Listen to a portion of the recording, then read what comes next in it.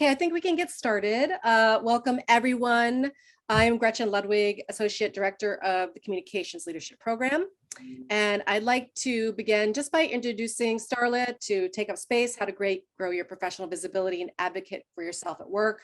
We're really excited to offer this workshop. Starla is a new member of our ComLead affiliate faculty, and she's teaching a new course this quarter called Professional Visibility and Personal Branding for Communications Professionals. We're super excited that she was able to offer this workshop version for the benefit of our entire ComLead community. And with that, I'd like to turn it over to Starla.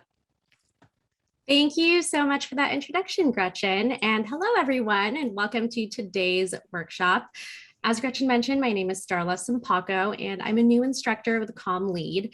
And this quarter, I'm teaching a class called Professional Visibility and Personal Branding for Communications Professionals.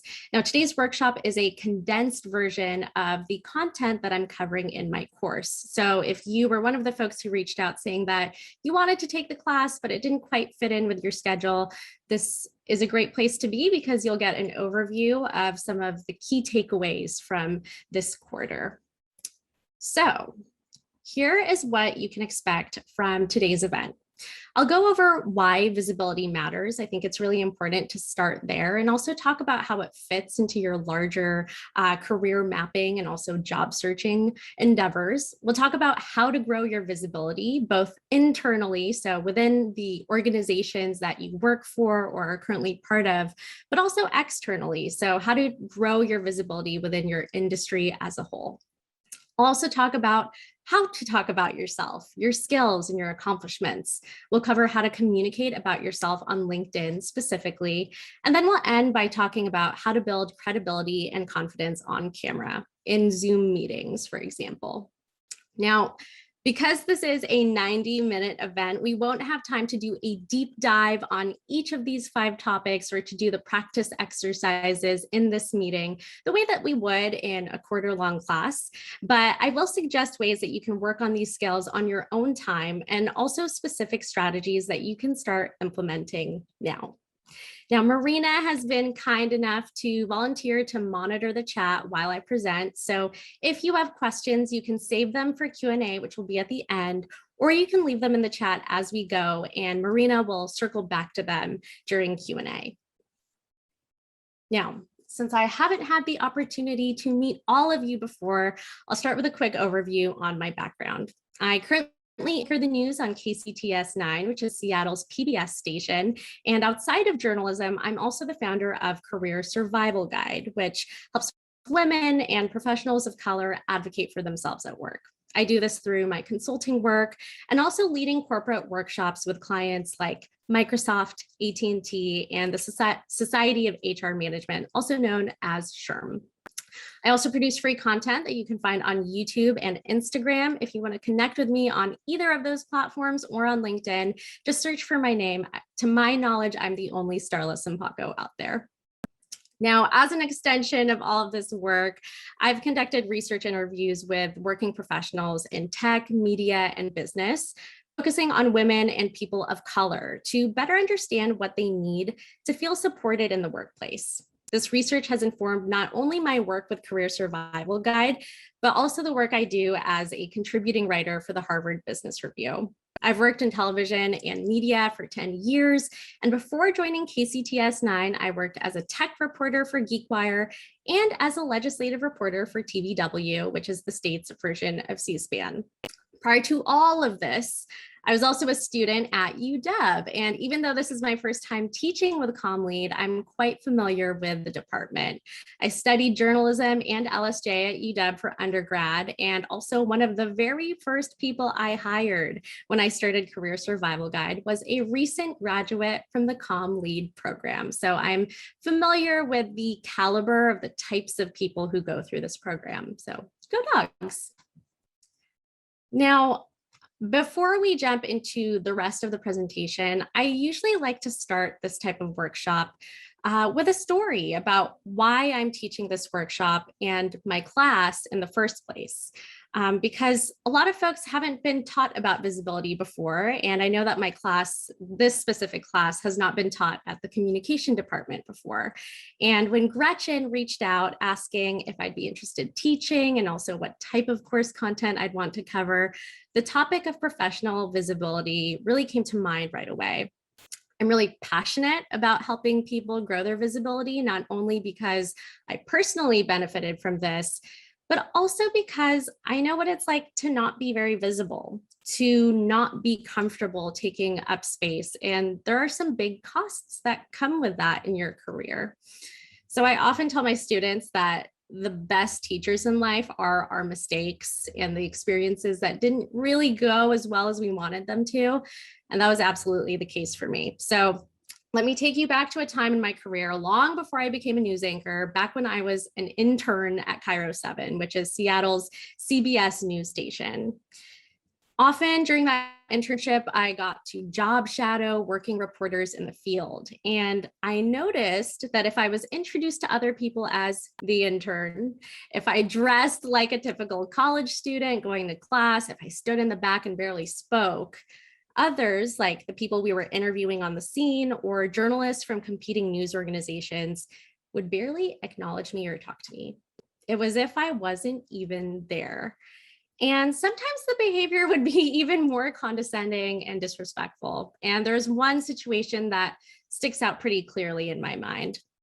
David Solano, who was the sports anchor at the time, was kind enough to let me shadow him as he covered a Seahawks game. And I was really intimidated. I was one of the only women there, probably the only woman of color, definitely the youngest person in the room, at least in the press spaces. And because it was so overwhelming, I was just afraid to take up space, like figuratively and literally. I stood in the back. I was a total wallflower. I barely spoke to anyone other than David. And I remember when we were in the locker room doing post-game interviews with some of the Seahawks players, a photographer from a competing news organization literally pushed me aside so he could get a better shot.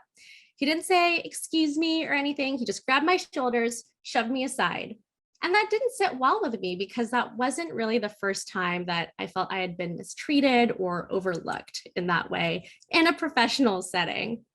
So I didn't know what to do. I told my mentors about this experience, and one of them said something along the lines of, "Don't ever let someone do that to you again. It's really not okay." I doubt that photographer would have done that to the other men there. And in these conversations with different mentors, I started to realize that I didn't have to accept that treatment or have to experience the workplace in that way. Right? I mean, it wasn't necessarily my fault that I wasn't treated with respect, but I knew that I could have shown up differently, and that the way that I showed up that day in particular didn't align with how I wanted to be seen by other people in my industry. So during that job shadow, for example, I didn't contribute much to the news team I was part of and the news team I was shadowing because I didn't speak up at all. And my presence didn't make an impact on anyone. Other than the person I shadowed, I doubt that anyone at that event remembered my name or that I was even there. So a few weeks later, I did another job shadow. But this time, I not only dressed like a real reporter, but I acted like one too. I didn't stand in the back. I took initiative. I introduced myself to people. I made a point to be visible. And as a result, people on the scene, including other journalists, treated me with more respect, thinking I was a real reporter, and they would engage in conversations with me. Those conversations and those connections led to new professional relationships and also new opportunities later on. I'm also happy to report that no one shoved me aside at that second job shadow. And people actually, if I walked up, they'd notice me. They finally noticed me and they'd say, "Oh, do you need more space?" So it was really interesting. It was a night and day difference between how I was treated just with some of these small changes. So the takeaway from this story is that how we communicate, both verbally and non-verbally, inform how others perceive us and treat us. And we will revisit this idea again and again during this workshop. I really took that message to heart and have applied that lesson, not just in the day-to-day interactions of people I work with, but Also in how I approach external visibility through digital platforms like LinkedIn. And I really don't think I would have gotten any of the job opportunities I've had in my career if I wasn't intentional about how I put myself out there. And the example I just shared about the internship, those job shadow experiences happened just a few weeks apart. And I think it's important to note that because I was the same person. I was just as smart and talented in the first experience as I was in the second. The only difference on my end were in the ways that I chose to show up. The other big difference was that I internalized the fact that I deserved to be there and I deserved to take up space. So, in order to get respect and esteem from other people, you have to believe that you deserve it first and also communicate that confidence. So when we talk about your visibility and your presence, it's really about the full package. It's not just about how often you speak up in meetings at work. It's not just about what you say. It's not just about what your posture and delivery looks like on Zoom. It's really all of those things collectively. And it's about how you show up as a whole. And one thing that I really want to drive home is that advocating for yourself doesn't just happen. You actually have to be very intentional about it. Now, you'll hear me mention self-advocacy several times today in this event, so I think we should take a second to define what that means. When I talk about self-advocacy in a career context, I'm usually referring to the following things. So taking up space or growing your visibility, also taking credit for your work, asking for what you need, setting boundaries, and standing up for yourself when boundaries are crossed. Now, for the purpose of this workshop, we're going to focus on the first two of those items that I just listed. So taking up space and taking credit from your work. Now, speaking from personal experience, I really don't think I would have gotten any of my recent job opportunities if I wasn't intentional about these two things. And this has been echoed in interviews I've done for my YouTube channel with industry leaders in media, tech, and business. A lot of the folks that we see who have enjoyed a lot of career success and have really been able to rise the ranks in their careers were really thinking about how they could grow their visibility, even at the earliest stages of their careers. Now, from personal experience, I got both my current job as a news anchor and also this teaching position at UW because of my visibility. Both jobs were inbound opportunities, meaning that the hiring managers reached out to me and I was asked to apply. So last year, when the news anchor position opened up at KCTS 9, the hiring manager had actually asked his contacts for recommendations. And I got a really positive recommendation from a former manager who I had a great relationship with and someone who I kept in touch with, at least on social media and LinkedIn specifically. The manager looked me up on LinkedIn, felt like I was a good fit, and asked if we could talk on the phone. I ended up getting offered the job after our first in-person meeting before even submitting a formal application online. So that's just one example of how your visibility can help you fast track and not just get a good chance of getting an offer, but actually having inbound requests. Now, with a comm lead opportunity, it was really similar, where Gretchen emailed me saying my name kept popping up in different conversations. And so she wanted to see if I'd be interested in teaching. And to be honest, I didn't really consider applying for jobs in academia before Gretchen reached out. But luckily, being visible and having a strong personal brand helped me catch Gretchen's attention, and she was able to recognize my potential as a university instructor even before I could. So thank you, Gretchen. So at the heart of it, this is why visibility matters.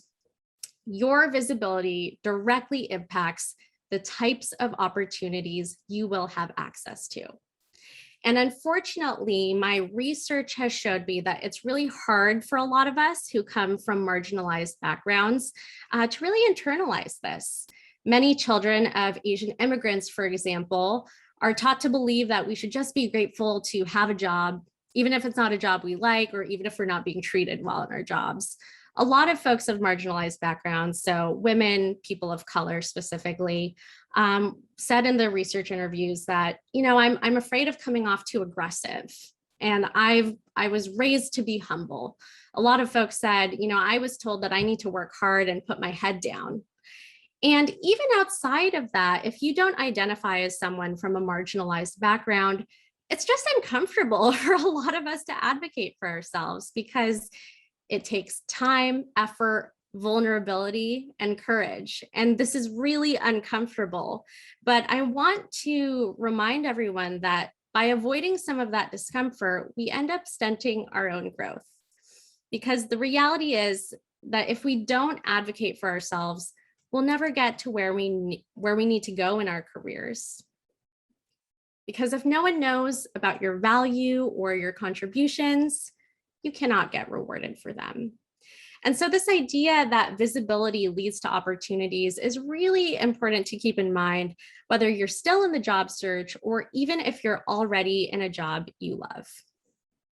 So I'm going to talk about visibility today through two lenses. The first is growing your visibility internally within the company you already work for. And the second is growing your visibility externally as a job seeker or someone who is thinking long-term about their next steps. So I'll start by addressing internal visibility. These are some specific strategies that you can actually start implementing now at your current workplaces. The first is to meet one-on-one with leadership at your company. Now, I know that sometimes we forget this step because it's like, oh, well, we'll see them at the all staff meeting, but it's actually that one-on-one face-to-face time that can really make an impact. So when you're meeting with these managers or company leaders, you can ask them for their advice. You can try to get to know them better and help them get to know you better so that you're not just, the person that they see in the hallways kind of passing back and forth. Really leverage your connections within the companies that you're part of, because it's much harder to get a meeting with someone if, you don't work with them or you don't have a mutual contact. And these are the folks who can really change the trajectory of your career. If you have good relationships with managers or company leaders, they might be able to help you get promoted. They might be able to give you advice on which roles you should be targeting next. So don't forget to do this. Now, if you want to apply for other roles within your company, start meeting with hiring managers from within your company. And when you do this, you can actually speak with them, get more information about the job openings that they might have posted, get information that wasn't included in the online posting. So get some of that background information, and they can actually help you assess whether you're a good fit to apply. And this is actually a tip that one of my students shared with me because she works at this large corporation. And often when we look at job postings, it's kind of hard to tell exactly what the day-to-day of the job will look like. And if you have a connection at the company and you're able to find out who the specific hiring manager is, this is a really great opportunity. Another thing to grow your visibility is to apply for awards. I see this especially in sales roles, for example. Often companies will have internal awards where you can apply, and if you win, you get a special mention at a large meeting, and you can grow your visibility in front of leadership that way. Also, amplify your work wins. So if there are meetings where, in my company, for example, we are able to do shout outs once a week in one of our weekly meetings. If you had a really stellar project that you were really proud of, don't be afraid to shout out your team and also speak specifically about your contributions. One thing that I think folks don't always realize is in this world of working from home, our managers don't always know what we're up to, right? Like, we are working from home, so they can't just walk past us and do a quick check-in of what we're working on. So in order for them to know how much work you're putting in behind the scenes, you have to go out of your way to tell them. So you can do that through meetings. I actually had a client who said that her team would do weekly shout outs in an email format. And so what she started doing was finding the person in charge of sending the weekly shout outs and telling them about her impacts, her positive impacts that she made at work. And similar to that, you can also send a thank you note with a humble brag. So this is what I mean by this. And I got this idea from Alina Ansari. She was one of my guest speakers in my class. She's currently a video producer at Microsoft. And she likes the idea of when you wrap up a big project at work, you can send a thank you note to your team, make sure to CC your manager, and talk about the impacts that each person made or some of the key players made, right? You can talk about, you know, what the manager did. You could talk about how your coworkers helped you. You could share any feedback that you've gotten on the project. But most importantly, and this is the humble brag part, talk about your contributions and if you can, quantify your impacts. Now, when I share this advice, I sometimes get this feedback that like, it feels really weird to brag about myself. Like this is just not my style. I just really don't like it. But I always push back on that a little to say, you know, in order for you to get promoted, for example, which most people want to get promoted or get a raise, you need to be showing that you're hitting your key metrics and that you're really making an impact. And I also like to remind people who are, you know, kind of uncomfortable sharing their wins that if something goes wrong on the project, you know, you might end up taking the blame for that at some point. We've all had projects that haven't gone exactly as planned. So if you're going to be the person who takes the blame at some point, you might as well also take credit when things go right, right? So that's just one thing to think about if you're someone who's not as comfortable kind of giving the humble brags at work. Another way to get visibility with your manager specifically is to ask for feedback for works in progress, especially if you are trying to solve a problem and you keep hitting a brick wall. Sometimes it helps to just show your manager, this is what I'm doing right now. This is what I've tried to do to fix this problem. Do you have any other suggestions? Because not only will this give your manager a reason to talk to you and get that face-to-face time with different managers at your company, but it's also giving them insights on your problem-solving process, which is really important, right? Especially when they think about, okay, who should be promoted next quarter? They're often thinking about who are the people who are really engaged, who are the people who are really working hard to solve some common pain points for our team. And when you have that type of connection with your manager, it can really help you a lot. This was another example that I got from a student in my class. Lead a demo or a class for your company. So if you have a specific skill, like maybe you are really into content design or you have expertise in a specific platform that not all of your coworkers know how to use, you could volunteer to lead a demo, and that will give you more visibility among your coworkers and even some managers as well.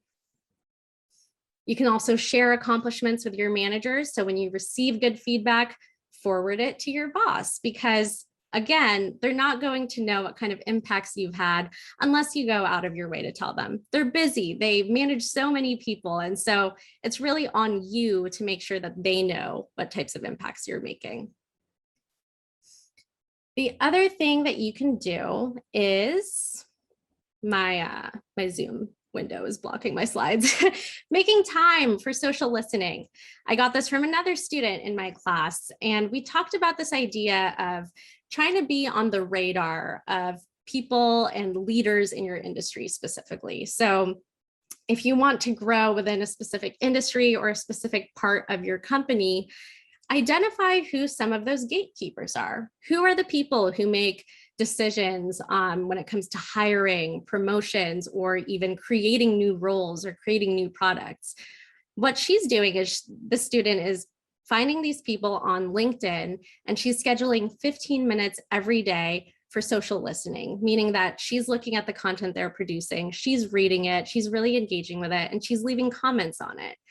Because not only does this inform her understanding of the industry, and it helps her deepen her craft by hearing directly from the industry experts themselves, but she's also getting on their radar. And so they're more likely to recognize her and potentially give her opportunities later on. Number 10, that should actually say speak up in meetings. So we're just going to pretend that says speak up in meetings.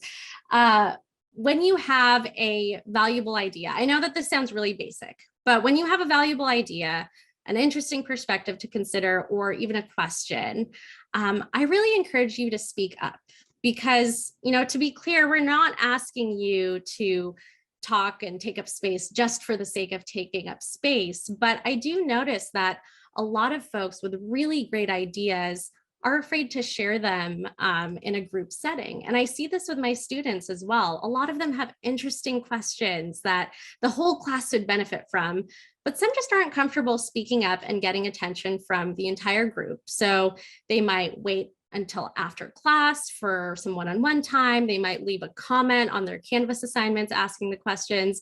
Some of them might just never ask the question at all. And that happens in the workplace too. But one thing that I want to be clear about is that, especially in work meetings, people who speak up can really guide the conversation. So this can influence big decisions that are being made in your company around things like the products you offer or how you're serving your customers or target audiences. But also from a career strategy standpoint, the people who take up space in meetings are often seen by managers as more confident, more engaged, and demonstrating more leadership potential than those who don't speak up at all.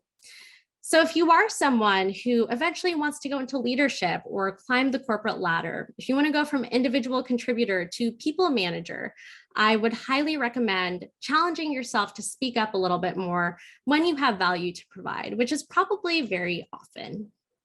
Now, on that note, I want to share a quote from Lori Matsukawa, who you see here on the screen. She's a mentor of mine, big media trailblazer, one of the first Asian American local news anchors in the country.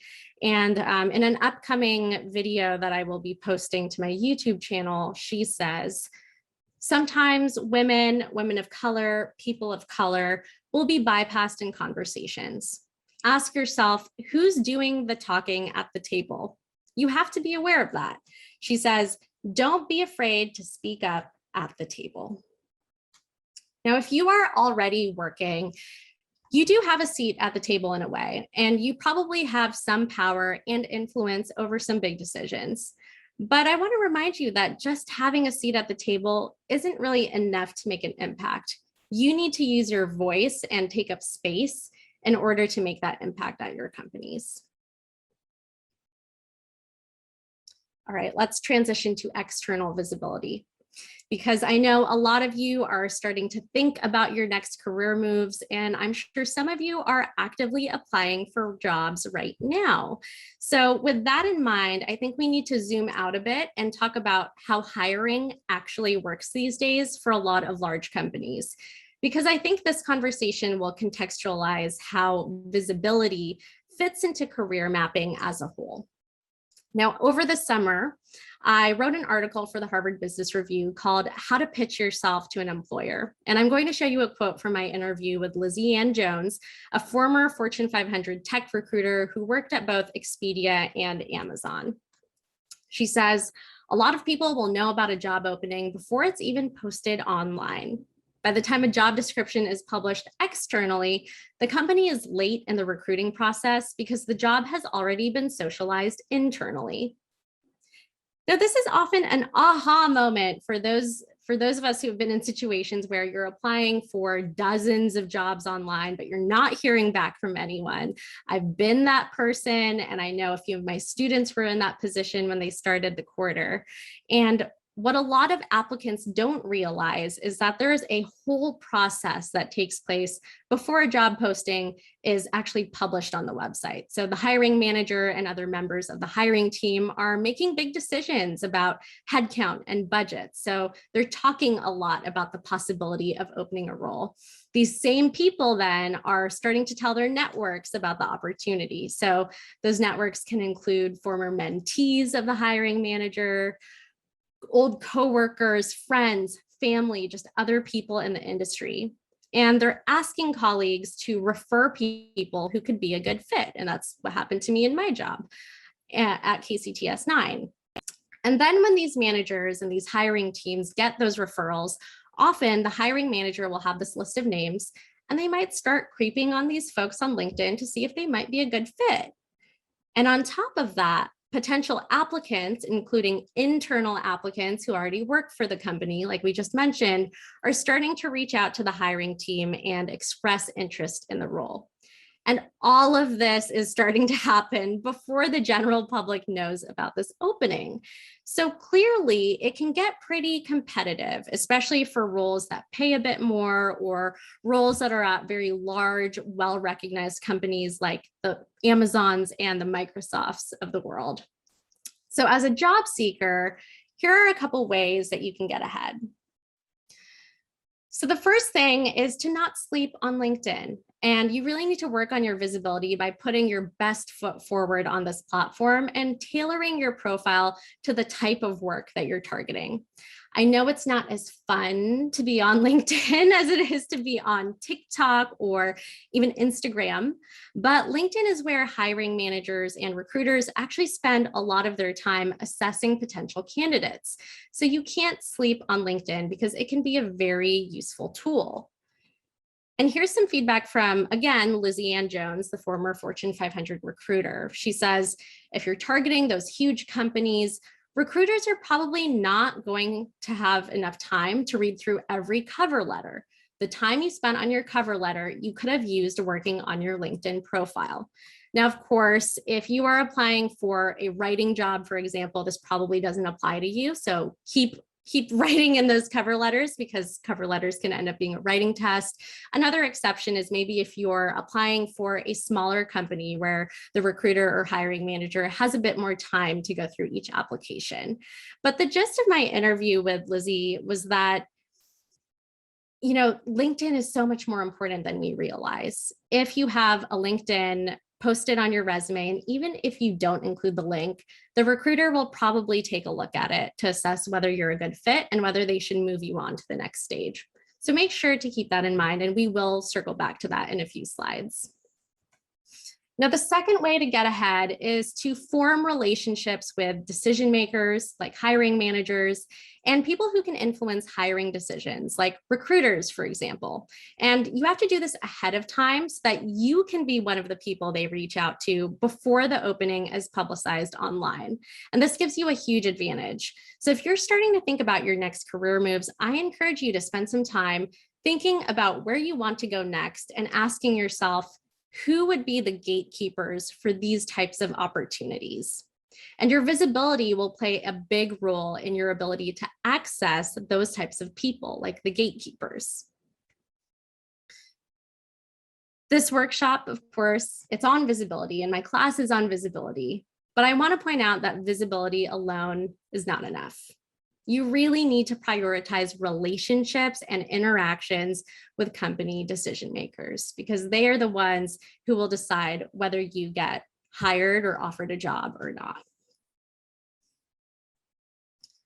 What I tell my students is that you are selling yourself as a candidate. Visibility will help you generate leads like inbound opportunities that I mentioned earlier, and also help you get attention from the right people. But it's your relationships, how you make people feel, and how you tell your story that will close the deal and lead to actual offers. So the first step, really, if you are someone looking to grow your external visibility and really learn how to network that way, the first step is to convince company decision makers or influencers that meeting with you will be worth their time. And that might sound really straightforward and obvious, but it's something that a lot of job seekers actually miss. We've spoken so much about the importance of forming relationships with decision makers, but every relationship starts with one meeting, whether that's a phone call, a coffee meeting, or a Zoom meeting with a hiring manager in a different part of the country or a different part of the world. And a common pain point I've found in conversations with job seekers has to do with actually scoring that first meeting. Folks will say things to me like, I've been reaching out to hiring managers and cold messaging people on LinkedIn, but they're just not getting back to me, or they're ghosting me, and they're not sure why this is happening. And this is where the importance of LinkedIn comes to play. What a lot of job seekers don't realize is that your LinkedIn can directly influence whether you'll get even that first meeting with these decision makers. Because think about it. Decision makers, hiring managers, these people are usually pretty high up at their company, especially if they have manager in their job title. They probably have a lot of responsibilities, maybe some people to manage, lots of decisions to make. So their time is really valuable and limited, and they have to be selective about who they're meeting with for informational interviews. Now, from a hiring manager's perspective, if they're going to take time out of their workday, they need to get something out of the meeting as well. And they don't want to waste their time because they're so busy. And this means that when they have requests to meet for informational interviews, they'll actually prioritize the folks who seem like they can potentially provide value to the hiring manager. So that means that hiring managers will, actually some of them that I've spoken to, will only take meetings with folks who they could see themselves hiring eventually for their teams later on. And they assess this, if it's someone that they've never met before and is cold messaging them, they'll assess this by Googling the name of the person or just looking them up on LinkedIn. Of course, when it comes to scoring the first meeting, it helps to have a mutual contact that can definitely increase your chances of getting a meeting with a hiring manager. But you won't always have that option. And inevitably, you'll need to cold message or cold email people at some point in your job search. And when you do, it's likely that the other person's first impressions of you will be formed by how you've presented yourself on LinkedIn. It goes back to that idea that if no one knows about your accomplishments, then you can't get rewarded for them. Similarly, in order to get the career opportunities you want and truly deserve, decision makers need to know what you can bring to the table and how you can be of value to them. So, on your LinkedIn profiles, don't just give us these vague descriptions in your about section, like, I'm a creative problem solver with a strong work ethic, or my coworkers describe me as reliable and hardworking. Even if that's true, that's great. But a lot of people make claims like this, and that could actually describe pretty much anyone in any industry. So what I would encourage you to do when you're thinking about how you're presenting yourself, not just on LinkedIn, but just online or in applications in general, is to be a little bit more specific. So contextualize the scope of your work by quantifying the impacts of your work or even attaching work samples. One example I can think of was when I was on the hiring team for a video editor and producer role at a past job. You know, video editing was a must. It was in the job title. And so we got a lot of applicants who said that they had video editing skills, which is great. And that was just kind of like the first way to weed out folks who might not be a good fit, is if they didn't have that core skill. But the hiring team then needed to know how good these folks were at video editing. You know, were they intermediate? Were they more advanced? And in order to understand how good you are at a specific skill, we need to see samples for work like that. So if you don't have work samples on your LinkedIn in an easy to find place, you might not even be considered. So keep that in mind. Now, I do want to take a second now to share an example of what I think is a really strong LinkedIn presence. So I'm going to stop sharing this and we'll share. Just give me a second to cue this up. Her name is Leah Shin, and she's really awesome.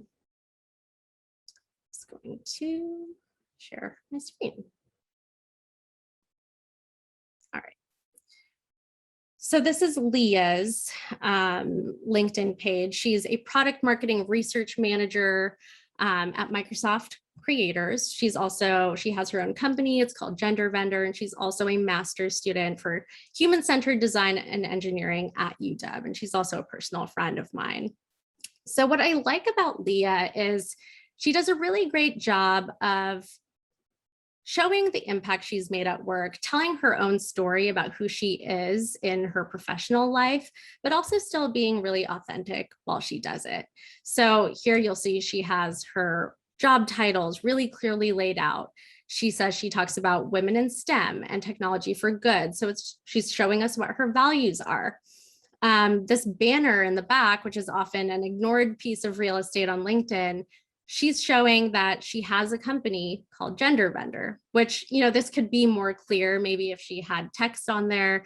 But if you actually go through her work experience, you'll then start to make the connection that this is, the product that her company creates. I also like her about section. So I'll just read it out loud for us. She says, I like tech, business, and design for good. I'm fascinated by people and I'm human-centered in everything I do. I build products that are inclusive, interactive, and have the core mission to make lives easier. And she gives you a link to her portfolio, which is super important. Alina, our guest speaker from my class that I mentioned earlier, she had said, because she works in UX, some UX hiring managers won't even consider meeting with someone unless their portfolio is very easy to find on their LinkedIn. So if you take anything from this, make sure to have your links in your about section. She has some good SEO. She establishes her credibility by talking about the big names that she's worked for. She also makes things personal by showing us what she's reading, what she's listening to. So even if we're looking at her profile for the first time, we're getting a pretty good sense of who she is, what she values, and also why she's qualified to work in product marketing research, for example. I love that she has her work samples featured up here. We see she's pretty active on LinkedIn. And I also like that she's organized her work experience in a way that's pretty easy to digest. So she just started this job in October, so it's probably hard for her to try to quantify her impact at this point, 1 month in, but she's at least giving us information on what exactly she's doing. And so I can make sure to send a link to her profile after the workshop is over so you can get a closer look. But I think someone like Leah is a really good example of how to leverage LinkedIn as a tool to really put your best foot forward. The last thing I'll show you on her profile. So we see that she has all these licenses and certifications, which is great. She has some really good recommendations, right? So when we think about, for example, and the example that I gave in my slides just now, I'm a hard worker and my coworkers say I'm reliable. Well, it's one thing to tell us, but something like this, where you have recommendations from other people, that's showing us that your coworkers and managers find you reliable, find you dependable, that you're a good person to work with. So as you're thinking about how you want to show up on places like LinkedIn, I think something like what Leah is doing is a really, really great example. And I'm going to stop sharing this and also go back to my slides.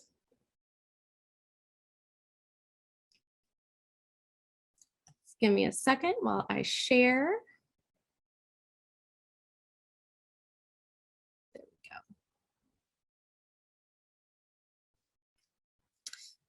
So this is an example of an exercise that you can do to apply some of these skills to your own efforts to grow your visibility and also put your best foot forward, right? This is similar to an assignment that I've given to my students, and it's a personal branding exercise. So, ask yourself first, how do you want to be perceived? Specifically by hiring managers when they look at your LinkedIn, for example.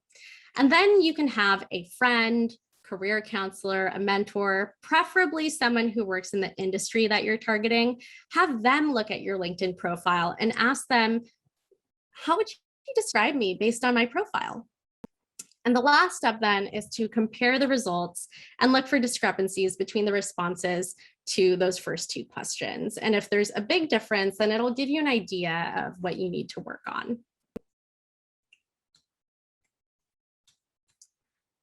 So often I've heard this advice, I'm not sure who to attribute it to, but it's this idea that your resume, or in this case, your LinkedIn profile, gets you the interview, but the interview gets you the job. And that's where that's where the on-camera training comes in for this type of career preparation, right? Because it's really great if you know how to brand yourself online, but that final step to actually get the offer involves you speaking either in person, or it's very common now to do things on Zoom, and have that conversation with a hiring manager.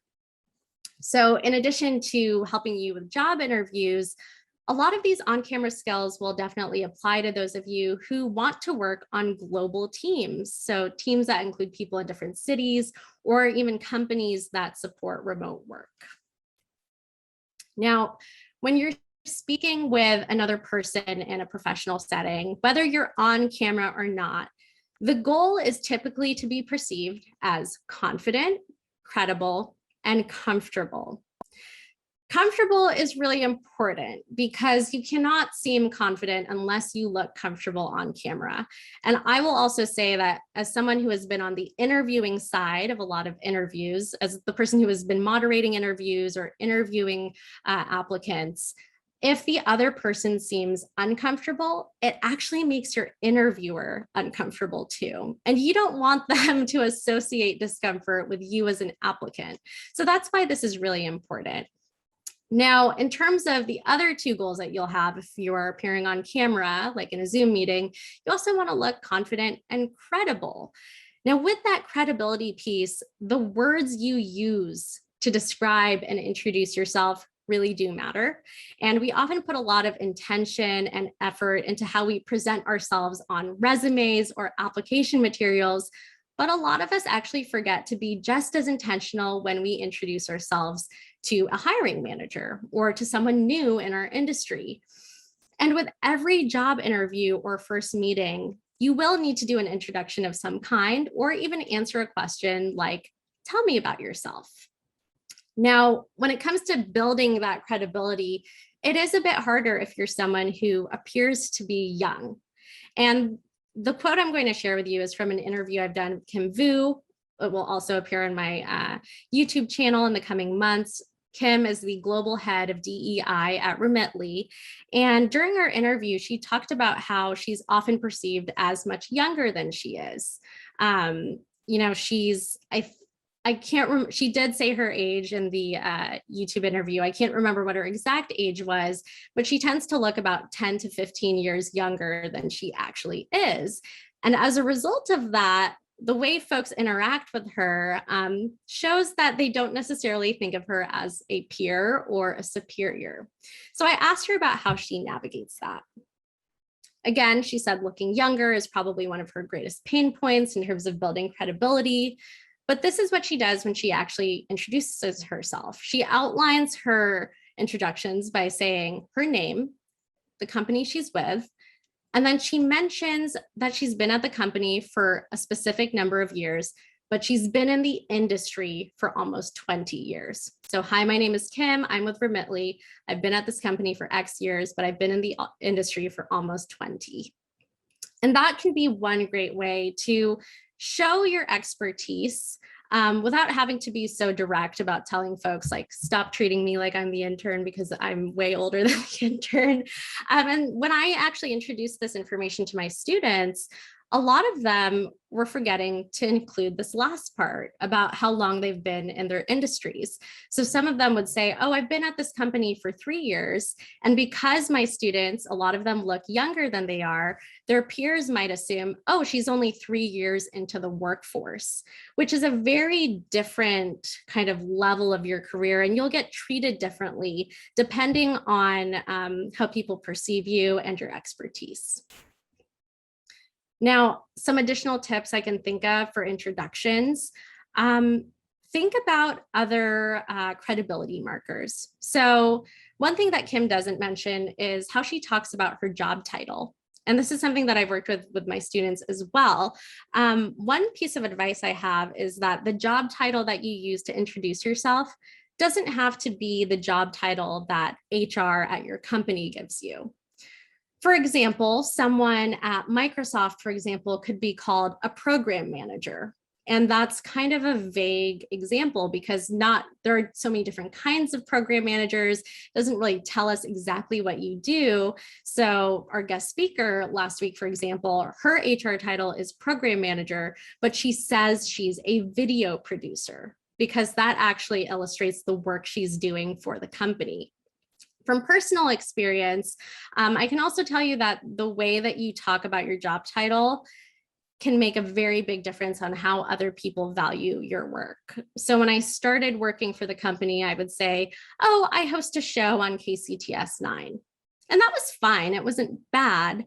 But then when I started saying I am a TV news anchor, I would get a very different response from people. People would be like, oh, wow, that sounds really cool. They'd have a more positive response. Some folks just seemed a little bit more impressed.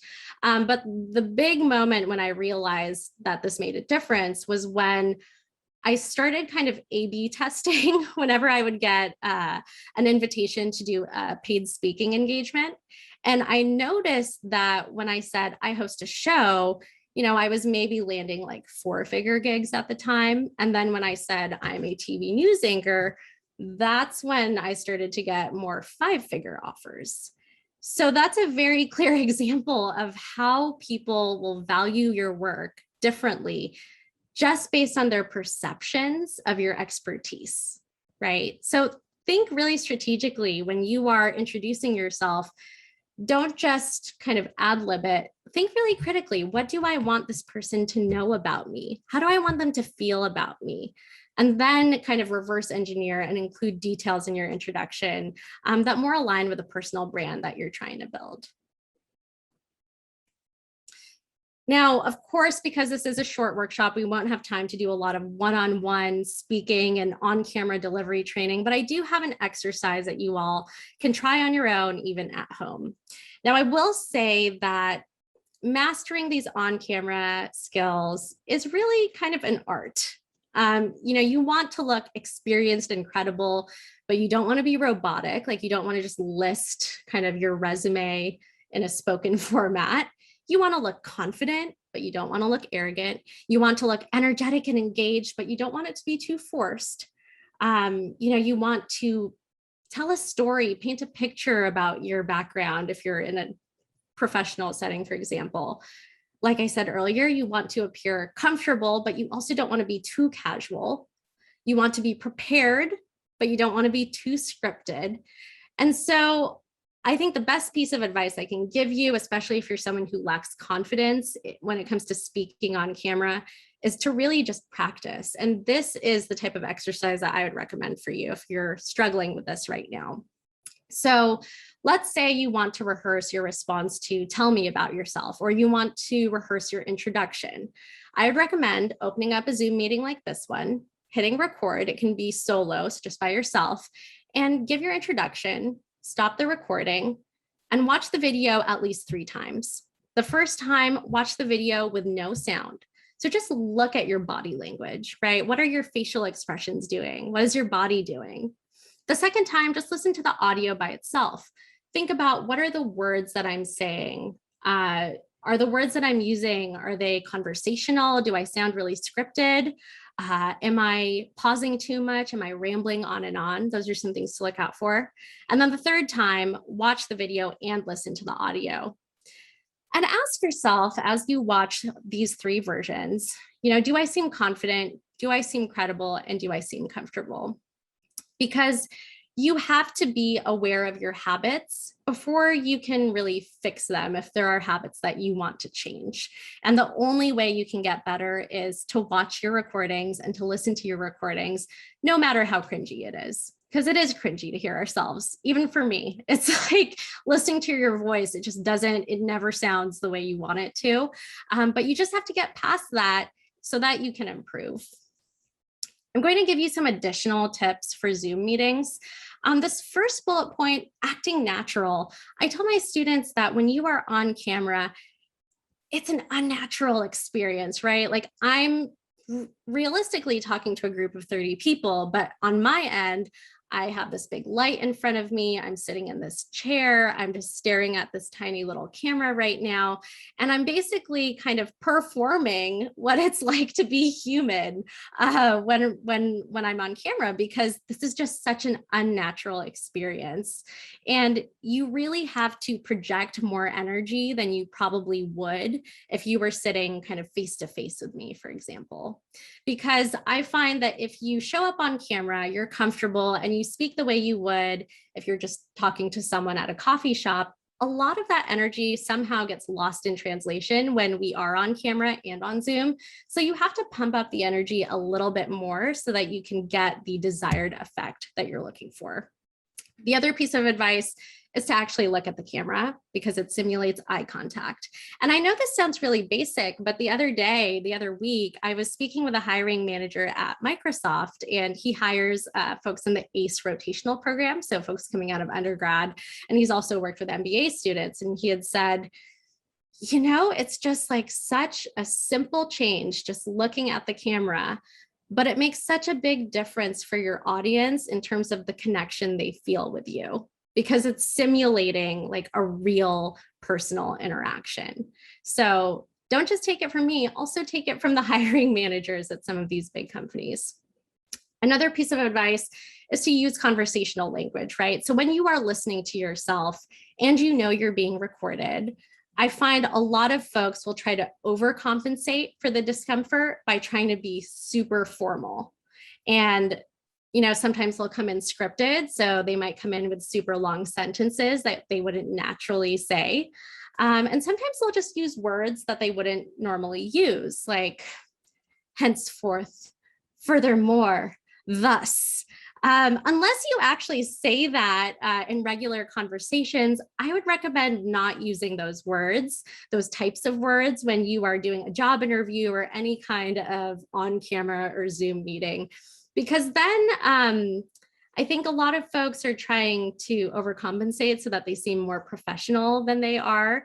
But your audience can tell when you're not really being true to yourself. And then it just kind of creates this perception that maybe you're insecure in your skills and you're overcompensating. So be aware of that. And also, I know a lot of folks will listen to the recordings and say, I say and yeah and like a lot. And if that bothers you, then sure, you can try to work on that. But personally, I don't think it's a big deal if you say those filler words, because you probably say those filler words in regular conversation. So it's not as big of a deal as some speaking trainers make it out to be. The other thing to be aware of, especially when you're watching your recordings, is your body language. When I was looking at my students' first assignments, I noticed a lot of them, when we are in class and we're just talking, they're animated, they smile, they move, their eyebrows move. And then when they are recording, it's so stiff, like it's just the mouth moving. And then you can kind of see like a lot of tense action in the neck, and like the facial expressions aren't moving. And if you want to get better and get more of that personal connection on Zoom, you need to have like a really kind of not casual, but a very conversational and natural look and performance when you're on Zoom. And really that only comes with practice. That's the only way that you can get more confident. You can also pause to think. Some folks will just ramble on and on and on and on. And it's actually okay to receive a question from maybe an interviewer for a job interview and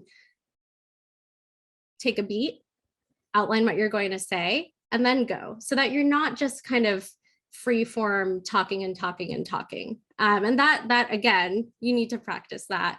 Also know your tells. So what I mean by that is, what are some of the obvious signs that you are nervous? So for some people, it's like scratching. And I've been in on-camera interactions where every time the person gets uncomfortable, they scratch their neck. And then the audience starts to see that. And it's almost like you're saying, I'm nervous every time you do that tell. And the only way to be aware of that is if you watch your recordings and get really familiar with what you look like typically on camera. also take up space. That's also the name of our workshop. But when you are sitting in front of the camera, look at how I'm framed right now and how my head and upper body kind of take up the whole frame. There's a lot of research that shows that we tend to have more respect for people who take up more physical space, like especially with height. And we can apply some of that to the way we show up on camera. So the other thing that I do, for example, is I don't want to appear small because I want to have credibility and get that respect from folks and kind of appeal to some of those biases that I just talked about. And as someone who is 5'2" on a good day, a lot of furniture and chairs and tables are not made for people my size. So I have to sit on kind of like a booster seat so that the table isn't like right at my arms, because I don't want to be perceived as small and kind of childlike. And this is something that not just news anchors do, but let me actually pull up this next photo. Mark Zuckerberg, I don't know why they said marker here, but this is actually from Business Insider. He was using a booster seat when he was doing his testimony for Congress. And the idea was that he probably didn't want to be seen as small or kind of meek. They wanted him to look more powerful when he was giving his testimony at Congress. And so that's why they gave him a little bit more height, so that also just proportionally with the furniture and things like that, he might command just a little bit more respect. And lastly, the reason why I have the throat coat is to protect your voice. This is one of those little things that if you are not used to speaking for several hours straight, the way that you would for maybe an interview loop for a large tech company, your throat will get tired. And I have had students who have said, my throat got really hoarse and it kind of made me feel insecure and unprepared. So do what you have to do. You can do the throat coat, you can do lozenges, you can have a beverage next to you.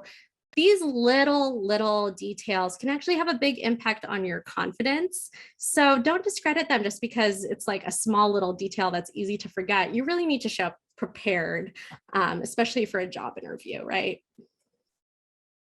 And again, you got to practice, practice, practice. With on-camera skills, that is really the only way you can learn. You have to learn through doing. And you really have to master the basics before moving on to more advanced training. I have the shrug emoticon because I often get feedback that, the advice to practice is just so basic. Like we need something more advanced than that. And I am of the opinion that unless you've been paid to speak before and you have a lot of experience, the way that you're going to get better is to just continue practicing. If we think about advanced training, like choreographing your body language for a TED Talk or doing voice acting lessons, that is really fun and really helpful. But those kind of advanced trainings won't make a difference for you until you look super comfortable and super confident on camera. And the only way to do that is if you practice, you watch your recordings, and you keep iterating and finding ways to improve. Especially if you're someone who started out really kind of uncomfortable with this type of setup. The practice is what's going to help you get more confident, because you'll look back at all the other times that you were on camera and actually survived, and that will give you more confidence.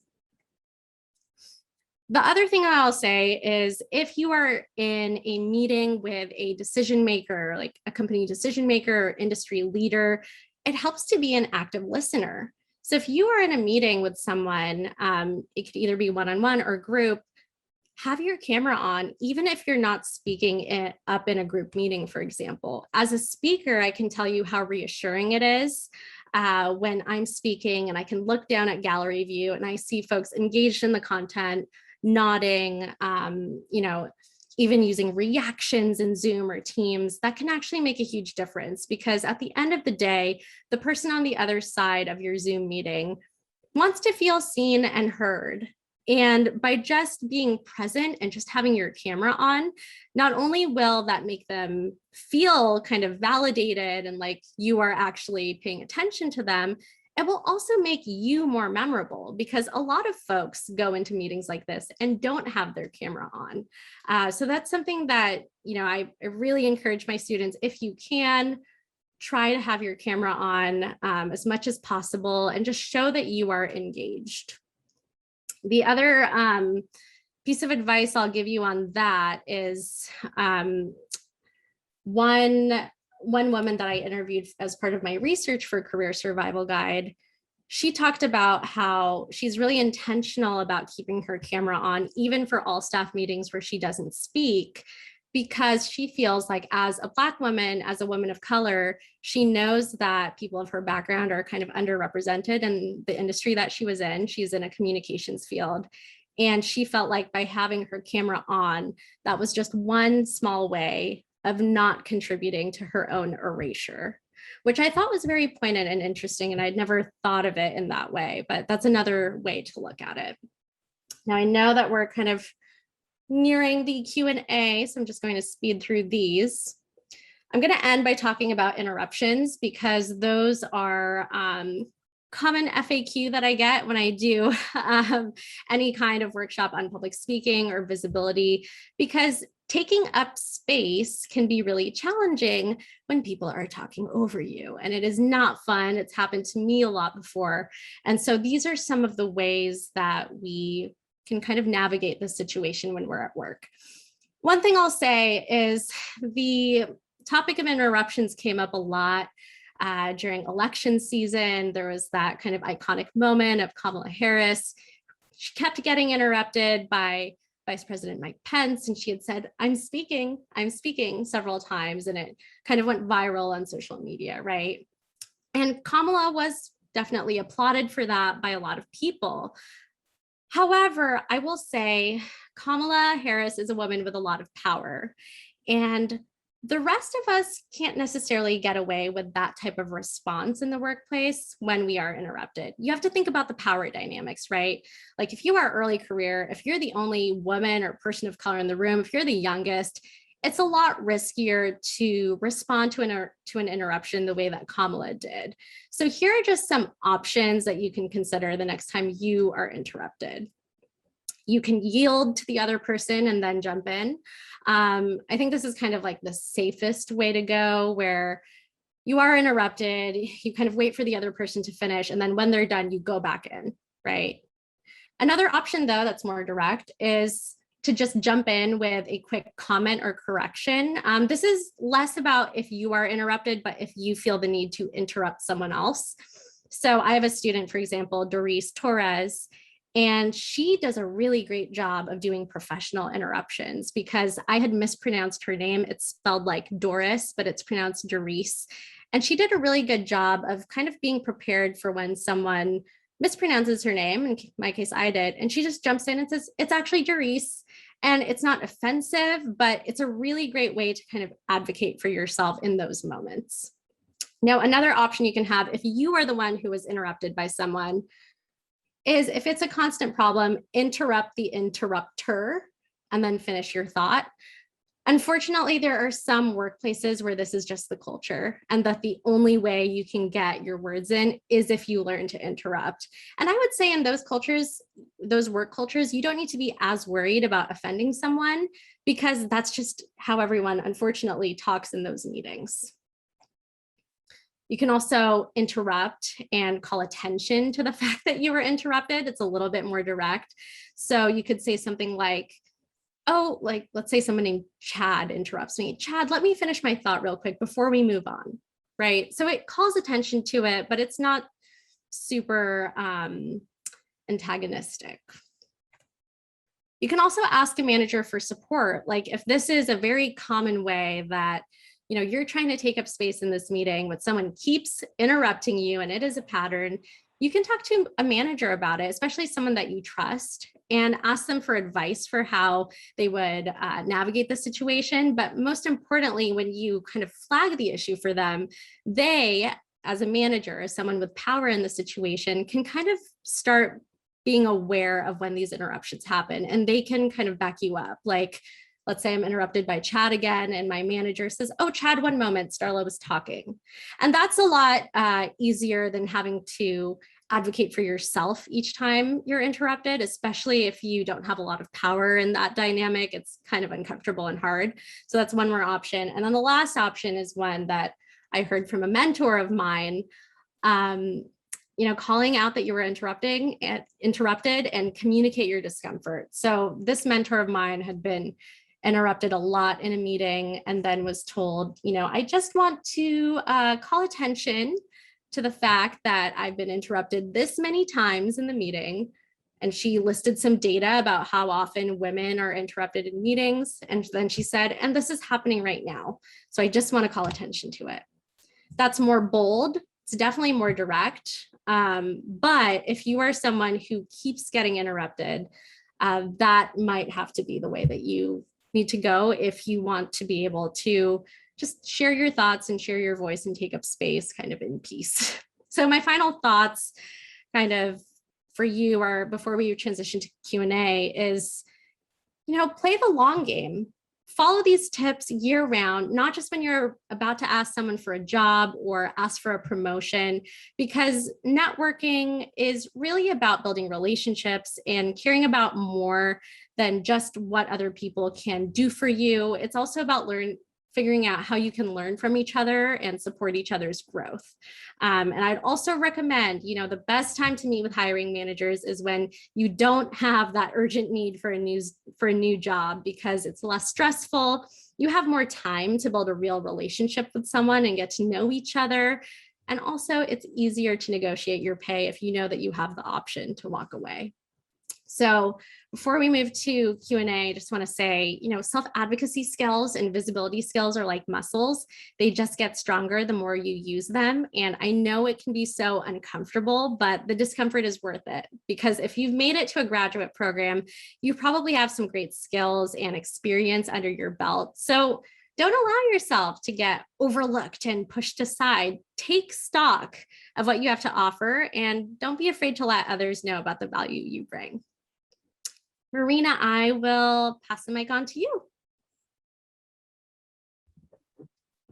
All right, everyone, it's time for you to add your questions in the chat if you have any. Meanwhile, while we wait for questions to trickle in, I will just kick us off with a bunch of questions that we received before the event. Let's start with an easy one. Is your class going to be offered again next quarter or maybe in future quarters?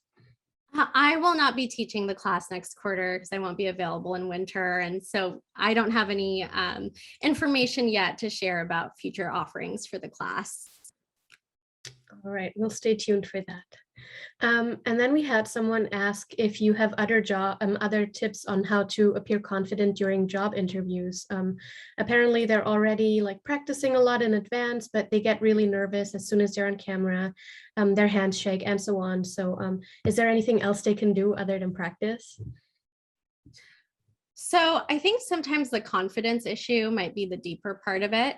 Even if you are practicing, I do find that folks sometimes kind of get those nervous jitters, not just because they're scared to be on camera, but they're also scared to be judged by someone, literally judged by a hiring manager on the other side.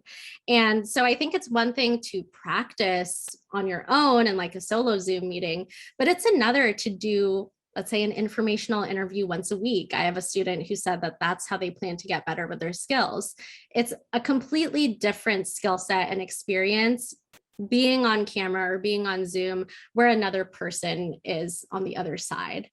So that's one way to do it. Also, just the confidence issue as a whole. One thing that seemed to resonate with some of my students was this idea of having your smile file. So in times when you feel the imposter syndrome, you feel like, oh my gosh, I don't know how I'm going to do this. I don't know what I'm doing. Have that smile file on your phone. So it's kind of like a folder of positive feedback you've received at work, anything that makes you feel more confident and can kind of pump you up before going into a more high stakes meeting. That I've heard that can help a lot of folks. I have a smile file of my own too. And I'd say start with those two things. So, doing the Zoom meeting with other people and also having that smile file. That sounds like great advice. Now we have a question from Nancy in the chat, who's saying LinkedIn is a great tool. Do you recommend having your own website as well? And if so, what should it include? I mean, if you have the bandwidth to keep the website updated, which I'm finding is kind of the hardest part because we have so many platforms that we can be on, if you can have your own website and you have the bandwidth to update it and put your work on there, I don't think it can hurt. I think it's actually more important, though, to make sure that your LinkedIn has all of those work samples ready on it, because sometimes you might not even need necessarily a website unless you have a specific type of job where the presence of that website can help you. For example, if you are a content strategist or you are in web design, which is a very obvious example, that might actually help. But I find that LinkedIn now has so many ways to show different types of work in different mediums like videos, blog posts. I think only have a website if you can update it, and also if there's a specific feature, platform, or layout that LinkedIn doesn't have. Right, then we have another question from Gretchen, who says, I love the idea that you need to communicate your value in order to get your informational interview. What advice would you give to early career folks who have trouble identifying that value that sets them apart? It feels intimidating when you don't feel like you have anything to offer right now. Yeah, and I think that's tough because a lot of early career folks, whether they're students or maybe in a pivot, they don't realize how their past work can actually transfer to the type of work that they want to do later on. So if you don't have a lot of work experience, maybe you don't even have your first internship yet, you can talk about projects that you did through school and talk about the skills that you got out of those. Especially if you're applying for an internship, it's not necessary for you to have so much work experience under your belt. Also, just take some time to think about the skills that you had in maybe your last career, other volunteer experience, freelance gigs, for example, again, school projects, and think about the specific skills that you got from those experiences and how they could transfer to the career that you're looking for. Because we have to get away from this idea that hiring managers only want to meet with people who are super experienced. There are a lot of hiring managers who understand the value of grooming young talent, young high potential talent. One of my bosses at KCTS9, he's no longer at the company, he was the one who hired me. And he had shared in an all staff meeting that he actually keeps tabs on young emerging talent whose work he's come across. So in journalism, especially, your work is always out there. It's on Twitter, LinkedIn, the news websites. And whenever he stumbled across someone whose work he liked, he'd keep their name in a list.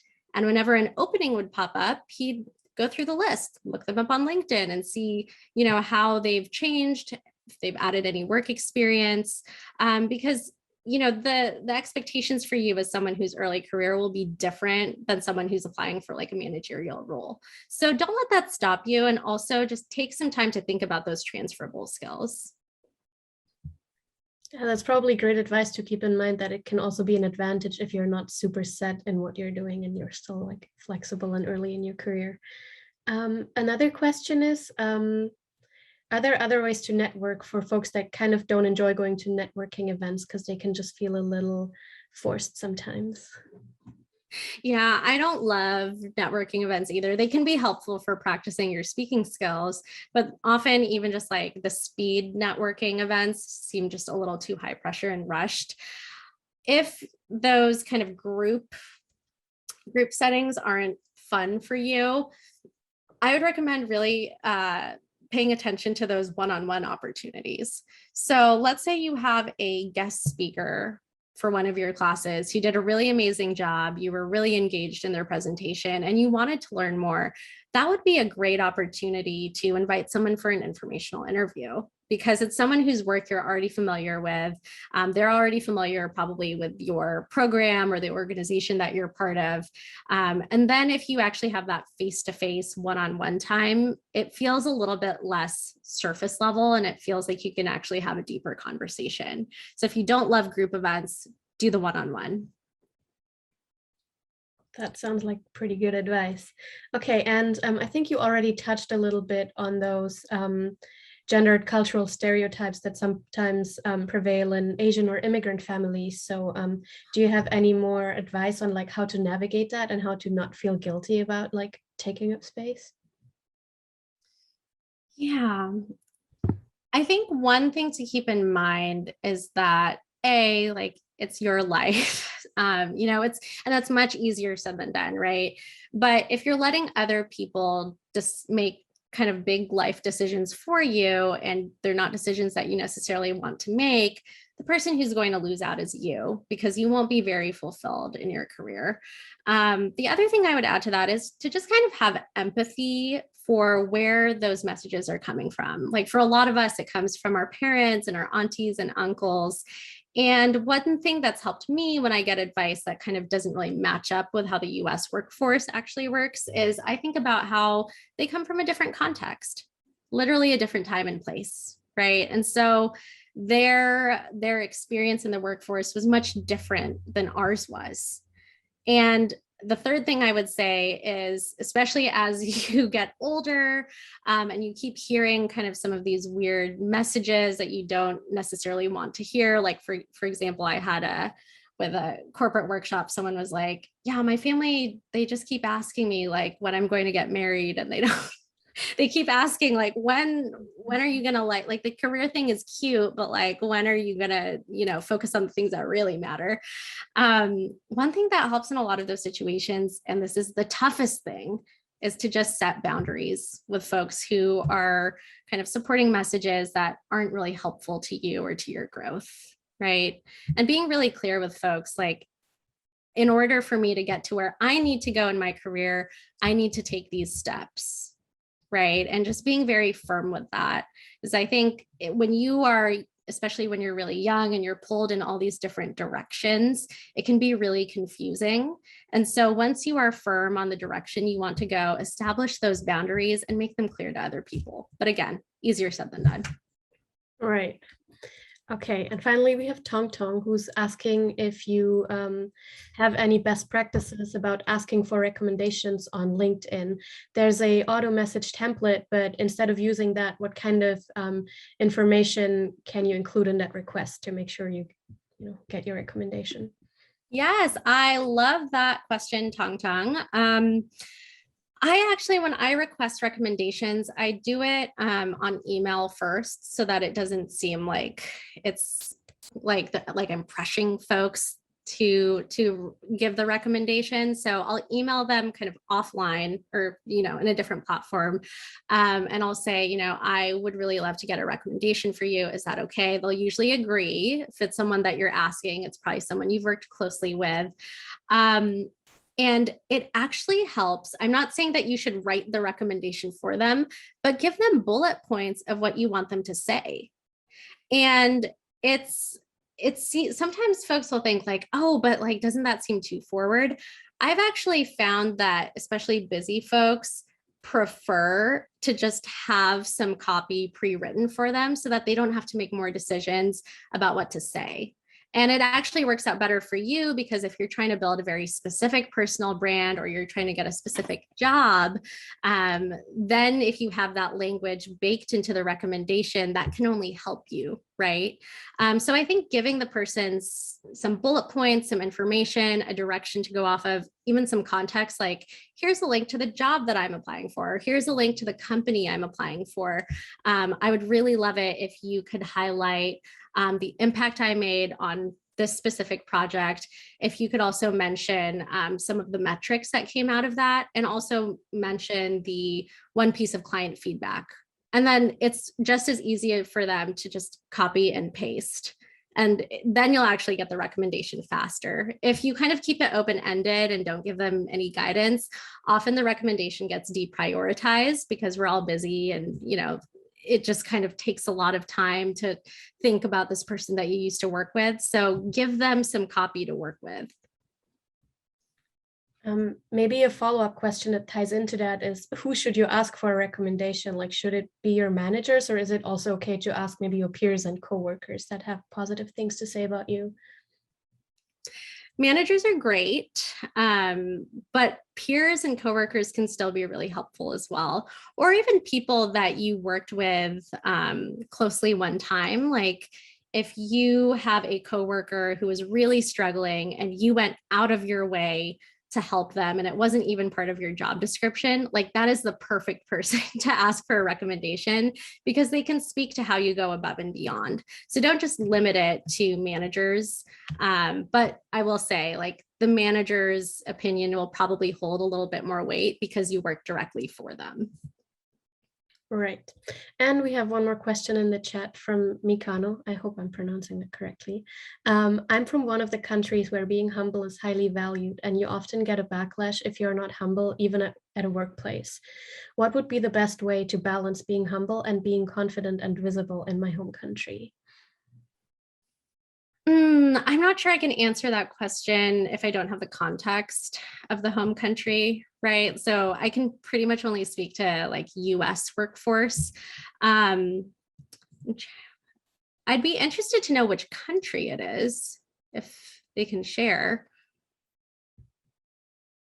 Japan. Interesting. Yeah, do you feel like, so how do folks kind of advocate for themselves? How do folks get promoted, rewarded in that country? Okay, I'm Mikano. Hi. Hi. So, hi.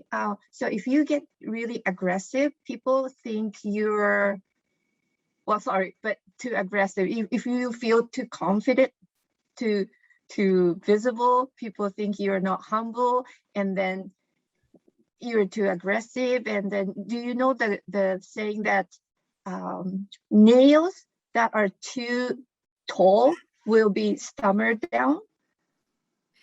I think So I've they're heard something saying like similar to that in Japanese.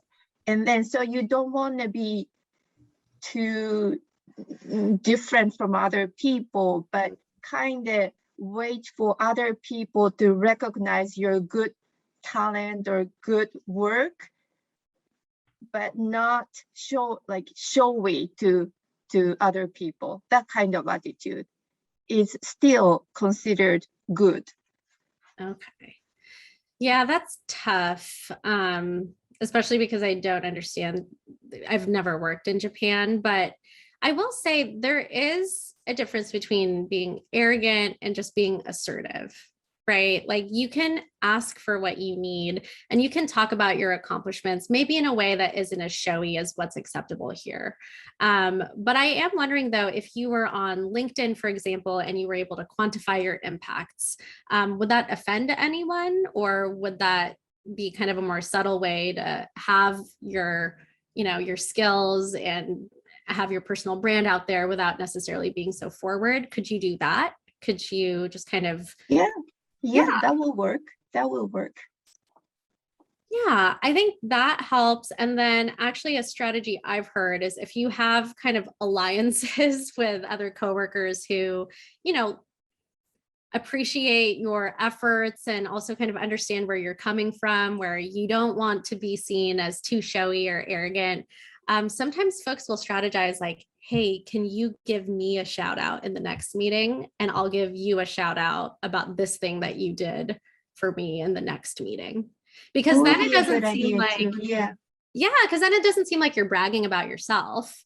But you're getting someone else to do it for you, which can help a lot. Or even just like messaging your manager directly saying, oh, Mikano was, she really helped me on this one project. And this is the feedback that we got from the client. And then they can CC you and it doesn't look like it came from you, even though it secretly did. That's one kind of strategic way to get around it. Thank you so much. You're welcome. I'm just reading the chat. Yes, we have one more question from Tong Tong, who says, I'm from China and I was also taught to be humble in order to make big progress when I was a little girl. Do you have any suggestions for early talents from different cultural backgrounds, how to balance between being too ambitious and still able to advocate for ourselves? Okay. Sometimes I'm just afraid to show my ambition. And this is a cultural bias I have as someone who grew up here. I don't think there's such thing as being too ambitious. And that is definitely a gendered norm that my background is, my parents are Filipino, and I can definitely see a lot of that from our corner of Southeast Asia.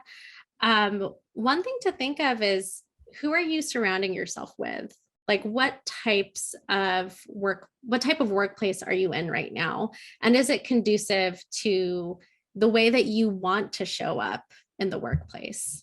Because sometimes you'll be in a workplace that just isn't a good fit, and that can end up stunting your own growth. If it's something where you are ambitious and you want to lead with your best foot forward and you want that visibility, but maybe it's not culturally accepted within your workplace, that might be a larger systemic issue where you need to take a step back and think, is this the place where I will achieve the most career growth, or the career growth that I want? Because I think, especially early career folks, you'll spend so much time thinking, am I good enough to work here? But you also have to ask yourself, is this place good enough for me? Are they a good fit for me? So that's one thing that comes to mind. Your other question was balance between being too ambitious and still being able to advocate for ourselves.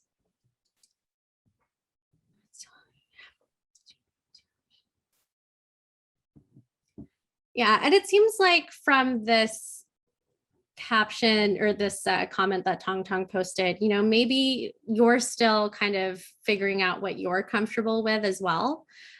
So when you are advocating for yourself and you don't want to seem like you're not being humble, in addition to the advice that I gave Makano, also thinking about those like thank you notes with the humble brag, where you're not just centering yourself when you try to advocate for yourself and grow your visibility, you're also advocating for others too, right? Like if you, in that example of the thank you note with a humble brag, you're giving shout outs to everyone on your team who had a positive impact, including yourself. And then it can seem like more of a collaborative effort and like you're really there to support the team as a whole. So that's one other piece of advice. I hope you found that helpful.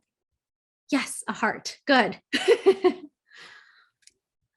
Any last questions? AK Sterling, thank you. I'm glad you enjoyed. Just going through here. Cool.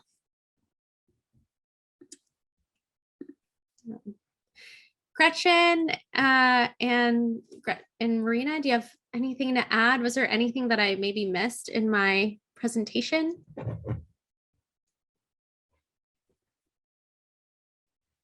I don't know. This is the first time I've heard it.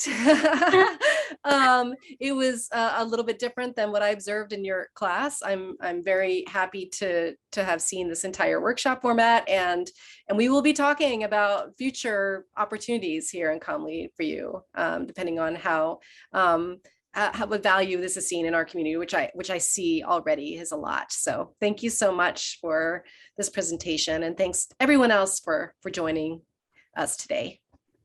Awesome. Thank you.